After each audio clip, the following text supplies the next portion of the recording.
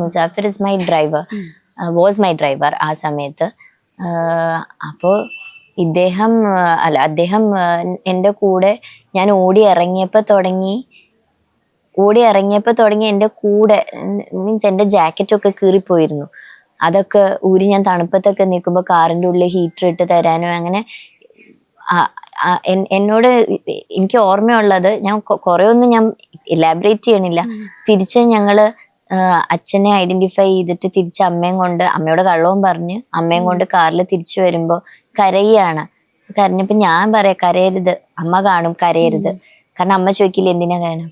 അപ്പൊ എന്നോട് പറഞ്ഞത്, അങ്ങോട്ട് പോയപ്പോ അദ്ദേഹത്തിന്റെ കൂടെ ഇരുന്നത് അച്ഛനാ മുമ്പില്, തിരിച്ചു വരുമ്പോ അച്ഛനില്ല. ഞങ്ങള് 4 പേരെയും കൊണ്ട് ഇദ്ദേഹം മടങ്ങണത് സഹിക്കാൻ പറ്റാണ്ടാണ് ആ മനുഷ്യൻ കരയണത്.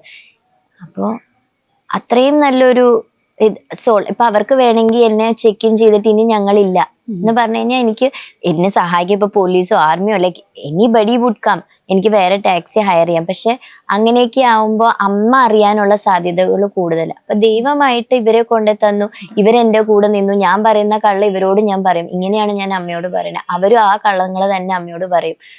അപ്പോ അവരെ കുറിച്ച് ഞാൻ എപ്പോഴും നന്ദിയോടുകൂടി സ്മരിക്കണം. ലൈക്ക് ഞാൻ മരണം വരെ അവരെ രണ്ടുപേരും മറക്കില്ല.